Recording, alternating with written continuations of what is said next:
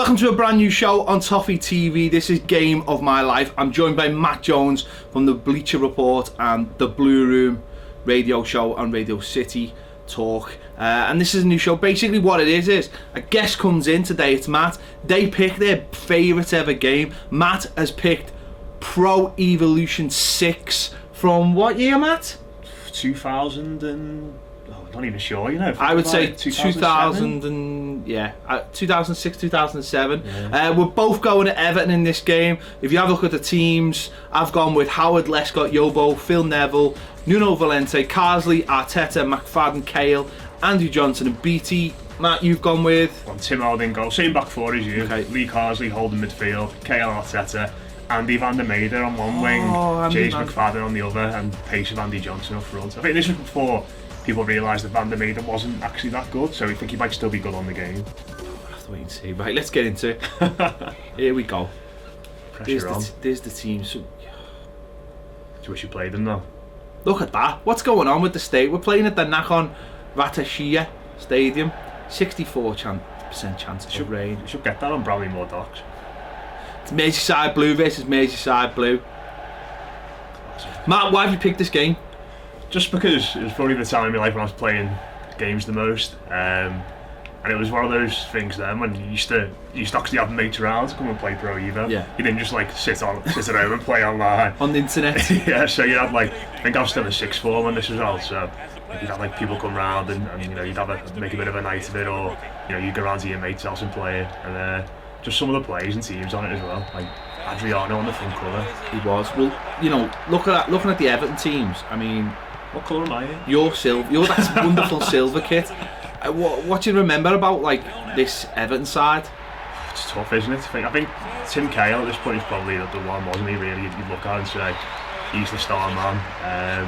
Arteta as well, central midfield. It was just it was a tough time, wasn't it? Really, because you think back in that season we finished fourth. And trying to build on that, really. Oh God, that's terrible. That was reminiscent of the team about this point, yeah. But it was just trying to build on that side, wasn't it? And this was the season this was when we finished fourth this season, or wasn't it? I don't think so. The season after, sorry. Yeah, this was the supposedly Champions League, wasn't it? Yeah, we signed Simon Davis, didn't we, that summer, and Phil Neville as well. I can't remember, was he? Yeah. Why isn't Duncan Ferguson in the game then? Maybe it's the season after that. That's tough. But yeah, I just remember, because we signed Davis, Neville, and it was like, you know, I thought, I'm going to kick on here. I remember Ronaldinho was at PSG, I was like, we should go for someone like him. But alas, we ended up getting Simon Davis, Phil Neville, and Jimmy Titi. Oh, under the cost here, there we are. Yeah, it'd be the year after, wouldn't it? Because it was, I don't know, I'm losing my mind. I should have done some research. First one, it's the pilot. This is very much the pilot. But BT and obviously Andy Johnson was supposed to be the dream ticket, weren't they? So this was 2 seasons after then. That was it. Yeah. Yeah, Andy Johnson. Because remember that first game when he played against Watford? Yeah, that's right. Yeah. And we got a penalty. We got a penalty, didn't we? When someone the ball hit him on the head. Well, Andy Johnson scored on his debut, didn't he? And it like took a really mad deflection, but no one really cared because everyone just wanted to see Andy Johnson. We just beaten off Wigan. Those are the days when we just started that season really well. Oh yeah. Look at that. Yeah. Beautiful from McPartland. Oh, that could be a penalty. Look at that! Oh! Well, I remember McFadden's debut in Stockport in the League Cup, and he looked like an absolute winner, didn't he? He was amazing with all his tricks. Then everyone discovered that he only had one pace. He had the rat tail as well. He did. Oh, the rat tail.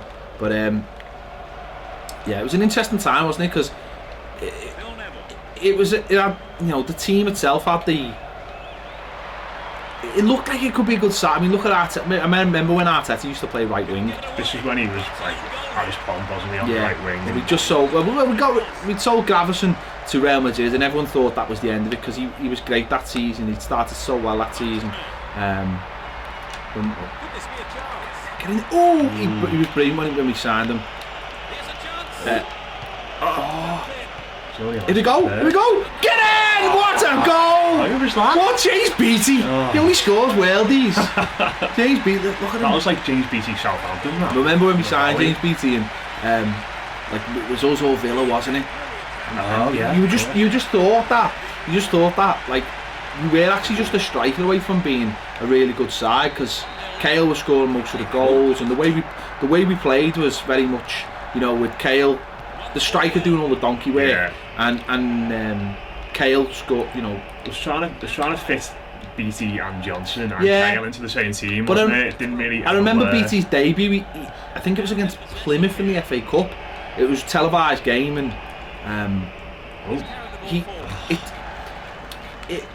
it felt like a square peg in a round hole, because we never changed the system, and we wanted BT to suddenly be this player who's going to like do all the donkey work. And he just wasn't that, and obviously with Cahill, it just never.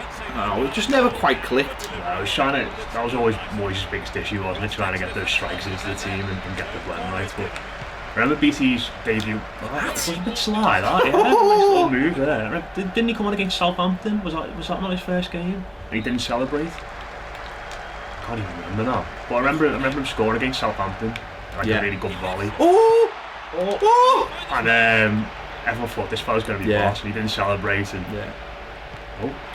so I don't know what I don't really know what went wrong with BT. A weird one, because him and Andy Johnson was supposed to be this green ticker up front. They were mates, you know.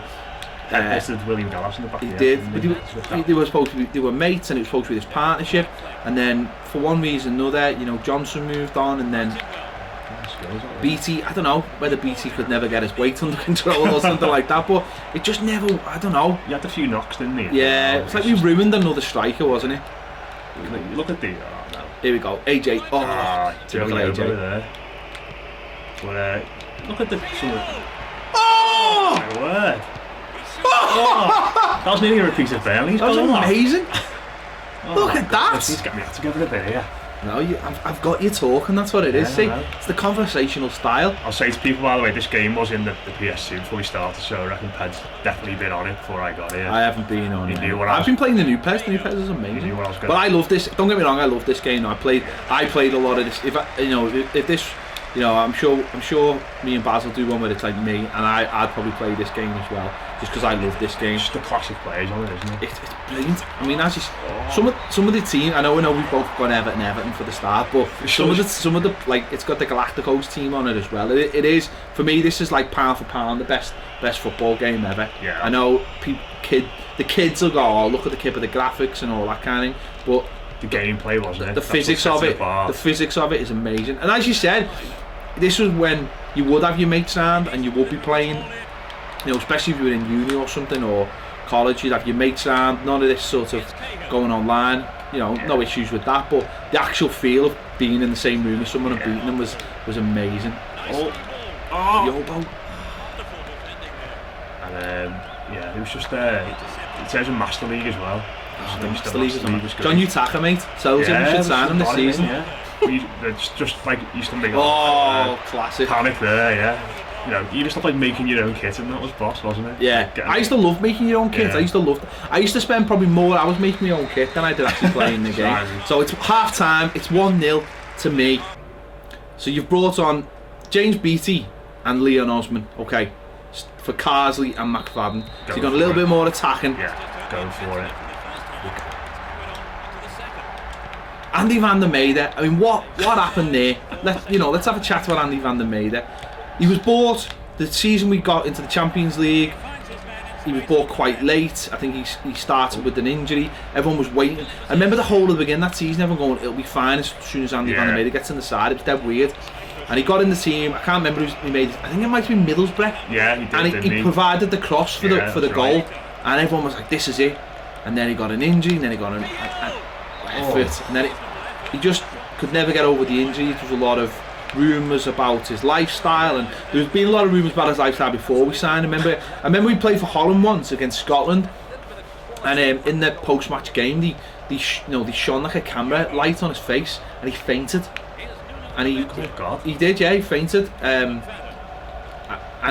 any particular reason why? Well, dehydration, but there was question marks about why he was so dehydrated. I won't say any more, but I'd say there's a lot of off the field stuff, and with the manager we had in Moyes, he just wasn't going to take any of that. But it was sad because look at him, look how good he is. Oh! It was sad because he was clearly a talent. I mean, at Ajax. I mean, I just remember used to watching YouTube videos about him, and just thinking, this is the player we've got.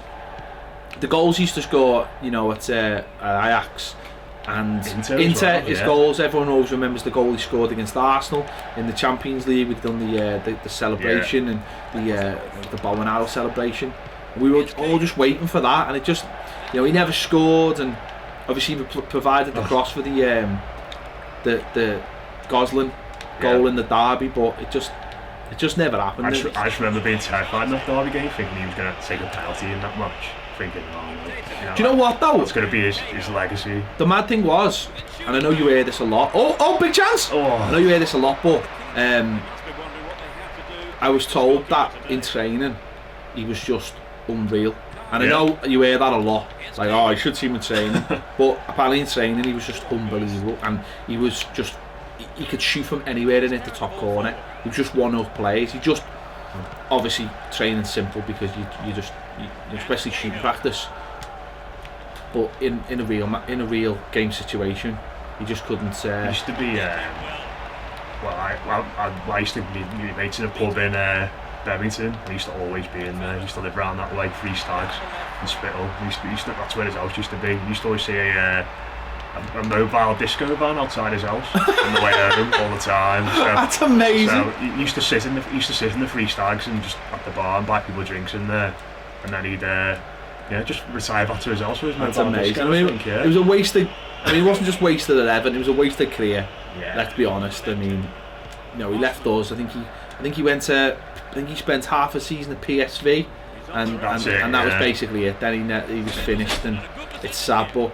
I mean, some of the other notable players in this team, obviously Joleon Lescott. I think this might. What's he got in? Oh, he gave a free kick. Bloody hell, he's Clattenburg the ref. I mean, obviously we had Lescott in this was like one of his first seasons. Carsley. Yeah, Lescott was mainly left back this year, wasn't he? It was just the one we scored. He was brilliant. Scored loads of goals. I think this was the season before Bain signed, wasn't it? So. I think he did find himself left back a lot, but obviously Carsley was, you know, still holding that position centre midfield. Phil Neville was in the side. He had good players. It just yellow card there. It just, I don't know. Valente left back as well. I think it was the centre forward issue was the big problem with this. It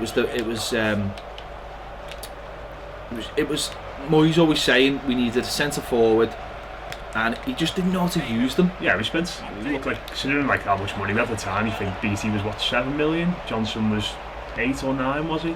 Like for us at the time, that was big money to spend on strikers, and neither of them really. Yeah. Maybe Johnson, you could say was okay for us, wasn't he? But neither of them really did it for us, did they?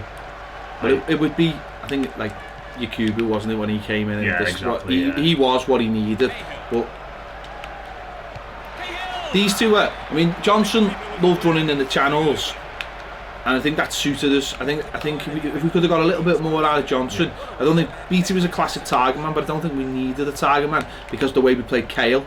So do you know what? Someone like Johnson in the team we've got now, I think would be really handy for us. Just someone who's gonna like hassle defenders, run the line. May not be the most prolific, but yeah, I remember the game we played Wigan and we beat them. I think it was 2-0. Arteta scored both of them. And I just remember Andy Johnson would just get us up the pitch all the time. They'd just put into the channels and he'd just get us forward. And I think he won a throw-in, and from the throw-in I think we got either a penalty or Arteta scored. And was that the one? Sure, that was that when Titus Bramwell gave it straight to him. I think it might have been, But I think that's why Moyes loved Anachabi as well, because he knew Anachabi could do the same thing. He knew Anachabi could. Apart when he played on the wing. But even when he played on the wing, I think he knew that Anachabi could do the same job. He could get us up the pitch. And that's all he wanted. He knew if he got us up the pitch that he'd have Kale in there. What a save! Tim Howard in his prime. Of course, when we were talking about Tim Howard, this is when he was in his absolute element. Last chance, Here we go. Yobo sweeps it up. Yobo. Could we have another chance? Nah. Oh, and I think that's it. I think that's all the time we have. Matt, thank you. Tell you what, mate, that was 1-0 to me. Wasn't the greatest game, but you know, what we expected that. this Everton team. I know, but we had a good chat about the time. This is the whole purpose of this show. We'll see if it continues. What a rematch! What a rematch! We'll have a rematch, but not now. Yeah. Okay. Get some other 1-0. James Beattie with an absolute thunder bastard into the back of the net. This has been Game of My Life. Thanks for watching. Thanks for Matt. We'll see you later on Toffee TV.